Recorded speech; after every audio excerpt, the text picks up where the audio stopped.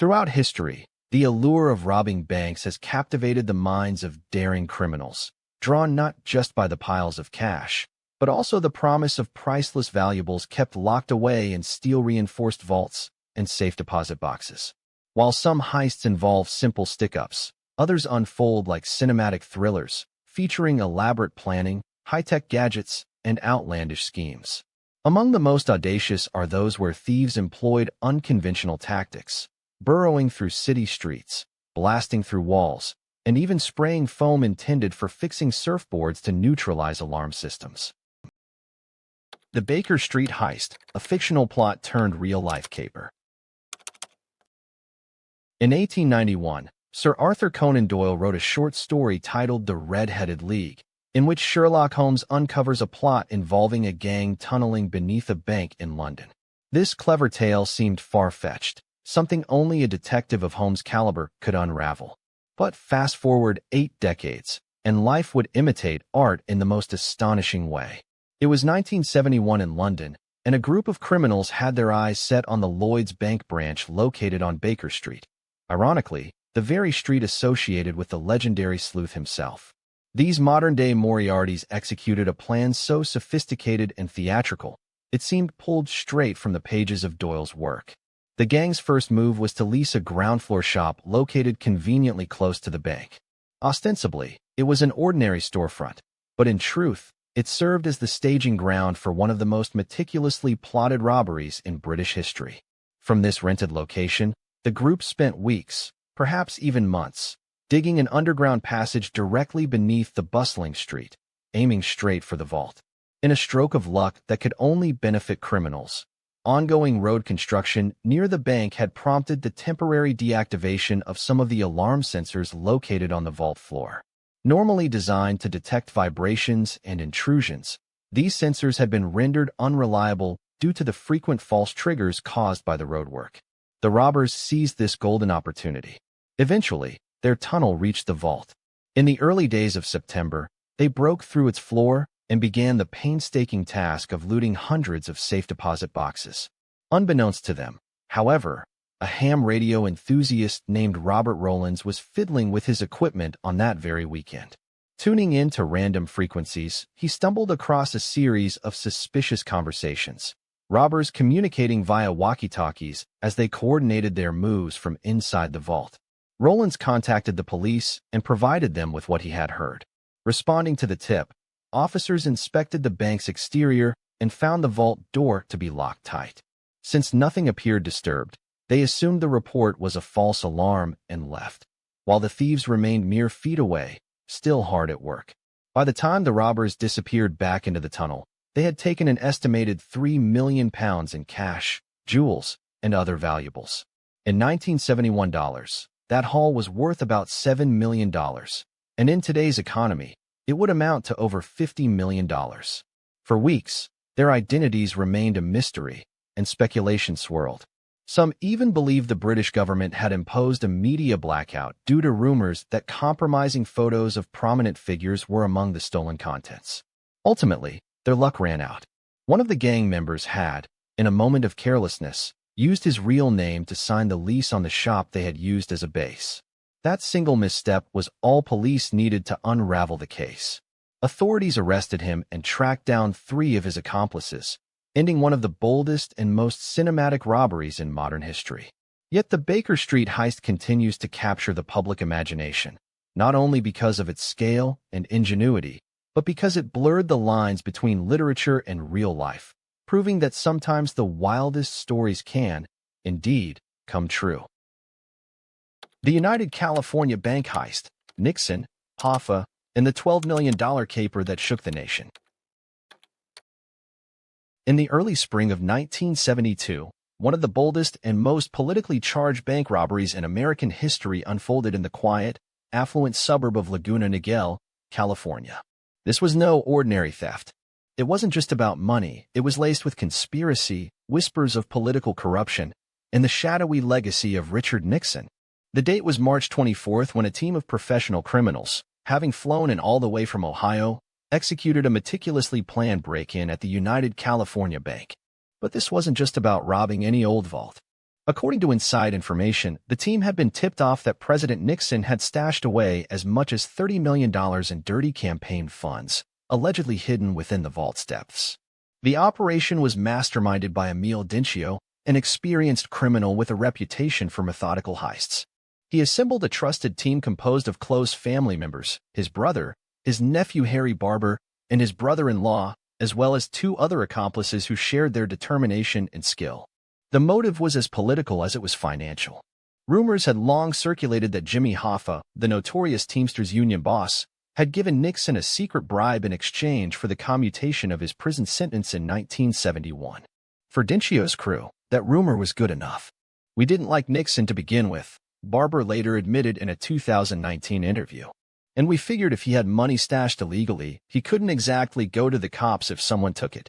He stole it himself." With this logic fueling their mission, the robbers went to work. They expertly deactivated the bank's security system using a trick that seemed bizarre but effective. They injected surfboard repair foam into the main alarm, rendering it useless. Then, using dynamite, they blasted open a hole in the roof on a Friday evening, slipping inside under the cover of darkness. Over the entire weekend, while the rest of the neighborhood went about its normal routine, the robbers remained inside the bank, methodically cracking open safe deposit boxes and scooping out millions in cash and valuables. By the time the bank opened again on Monday, the robbers were long gone, having fled with an estimated $12 million, making it the largest heist in the history of the United States at that point. But despite their skill, they had made one critical mistake: underestimating the FBI. Investigators were eventually able to track down the crew, though the question that sparked the entire operation, whether Nixon's illicit fortune was really there, remains unanswered to this day. No proof has ever surfaced confirming the bribe, leaving this heist shrouded in a cloud of political intrigue and unanswered questions. The Northern Bank robbery: hostages, disguises, and a vanishing act worth millions. Just days before Christmas in 2004, an unsettling and highly sophisticated crime sent shockwaves through the United Kingdom and cast a long shadow over the fragile peace in Northern Ireland. What began as a quiet Sunday evening would soon explode into one of the most audacious and deeply unsettling bank robberies ever to occur in Europe. It involved masked intruders, terrified hostages, and a sum of money so vast it seemed pulled from a spy thriller. The targets of this intricate plot were not security guards or armored trucks, but two unsuspecting senior employees of Northern Bank, headquartered in Belfast. Chris Ward and Kevin McMullen, both trusted executives with access to the bank's inner workings, became the key to unlocking millions. On the night of December 19th, a gang of robbers, faces hidden behind masks, appeared at the private residences of both men. With cold precision, they took the executives and their families hostage, turning their homes into temporary prisons. The plan was devilishly clever. Ward and McMullen were told to report to work the next morning as if nothing had happened, their families' lives hanging in the balance should they deviate from the robbers' instructions. Under the pretense of business as usual, they carried out their duties throughout the day at the bank. It wasn't until that evening, after the building had closed to the public, that the real crime began. Inside the locked building, away from any witnesses, Ward and McMullen opened the vault and granted the masked men access to a fortune. The gang vanished into the night with a staggering haul of £26.5 million, equivalent to approximately $42.5 million USD at the time. It became the largest cash robbery in Irish history. In the aftermath, the Northern Bank headquarters became the scene of a massive investigation. Police scrambled to piece together the daring plan, but the operation had been executed with such professionalism that investigators were left with few solid leads. Almost immediately, suspicion fell upon the Irish Republican Army, IRA, the paramilitary group long opposed to British rule in Northern Ireland. Although authorities never presented conclusive evidence, the accusations sparked intense political controversy, threatening to unravel the peace process that had taken years of negotiation to establish. Despite a massive inquiry that stretched across years and involved countless hours of surveillance, interviews, and forensic work, no one was ever officially charged with the robbery. The stolen money was never recovered, and the criminals behind the operation disappeared as skillfully as they had arrived. The Northern Bank robbery wasn't just about money, it became a symbol of unresolved political tensions and the unnerving truth that even in times of peace, old ghosts could still emerge from the shadows, cloaked in masks and carrying empty duffel bags soon to be filled with stolen dreams. The British Bank of the Middle East heist, war-torn Beirut's golden opportunity. In the heart of Beirut in January 1976, as the Lebanese Civil War plunged the city into violence and uncertainty, a daring and unprecedented heist took place. One so audacious and perfectly timed that it would go down in criminal history as the largest theft of safe deposit boxes ever recorded, according to the Guinness World Records. The country was in disarray. The streets of Beirut were lined with sandbags, checkpoints, and militias, and explosions and gunfire had become the city's new soundtrack. Amid this urban battlefield, a highly organized team of criminals took advantage of the disorder and lawlessness to pull off what most would have considered impossible. Their target? The British Bank of the Middle East, one of the most prominent and well-protected financial institutions in the region. The criminals didn't walk through the front door. Instead, they blasted their way in literally. Using military-grade explosives, they destroyed a wall that the bank shared with an adjacent Catholic church. The blast gave them a direct path into the inner sanctum of the bank, and from there, their plan went into motion. A team of skilled locksmiths, who had been brought along specifically for this task, worked meticulously to breach the vault. Once inside, the robbers were greeted not just with stacks of banknotes, but with a treasure trove of wealth stored in hundreds of safe deposit boxes. The haul was nothing short of legendary. When the dust settled and the bank began to assess the damage, it was revealed that the criminals had made off with a fortune that included an estimated $20 million to $50 million worth of gold bullion, high-value jewelry, rare and valuable stock certificates, and hard currency from various nations. To this day, the true value of the stolen goods remains uncertain, as many victims either declined to report their losses or were unable to prove what had been kept in the boxes due to the general chaos of the war. What's more mysterious is who exactly pulled it off. Western media at the time, particularly outlets in the UK and the United States, suggested that the heist may have had political overtones, speculating that the operation was linked to the Palestine Liberation Organization (PLO), which was active in Lebanon at the time. Yet, despite extensive investigations and decades of speculation, no one has ever been formally identified, charged, or prosecuted in connection with this monumental theft. Like the vault's contents, the identities of the masterminds simply vanished into the chaos of war, never to resurface. The Banco Central heist, a tunnel to riches and a trail of blood. In the sultry northeastern city of Fortaleza, Brazil, during the summer of 2005, a group of exceptionally disciplined and resourceful criminals set into motion one of the most ambitious and successful bank heists the world had ever seen. Their plan was not to storm the bank with guns drawn, but to quietly burrow their way into it, like termites, working beneath the city's surface, day after day, unseen and unheard. To launch their operation, the gang leased a commercial property not far from the Banco Central branch they intended to rob. On paper, they were the proud proprietors of a synthetic turf business, an innocuous cover that allowed them to bring in tools, equipment, and workers without raising suspicion. But behind the locked doors of that rented building, no one was laying down grass. Instead, they were carving a tunnel more than 250 feet in length, inching slowly toward their target like miners on a mission. The tunnel itself was a marvel of underground engineering.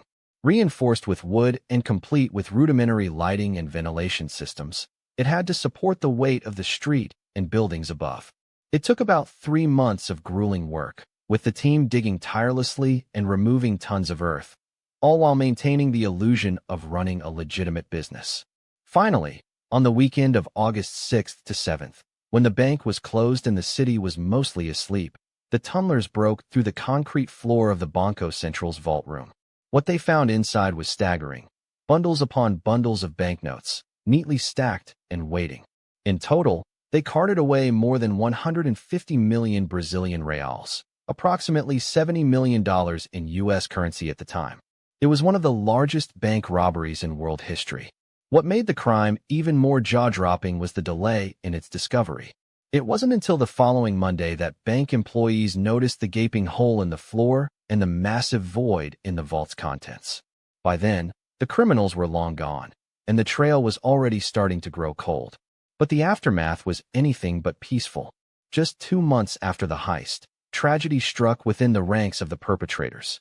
Luis Fernando Ribeiro, a 26-year-old man suspected of being one of the key figures behind the plot, possibly even the leader, was abducted in a highly suspicious kidnapping. His family was forced to pay a ransom nearing $900,000 to the abductors.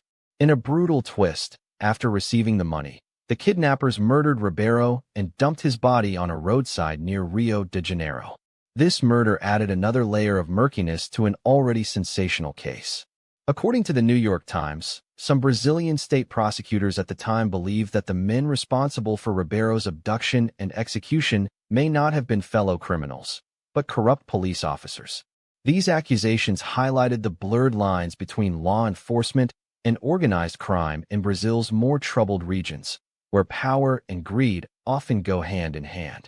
The Banco Central heist was not just a masterclass in patience and planning. It was a tale of greed, betrayal, and death. It illustrated how, beneath the surface of a seemingly ordinary city, an entire secret world can be built, brick by brick, shovel by shovel, and that even the most carefully laid plans can end in bloodshed.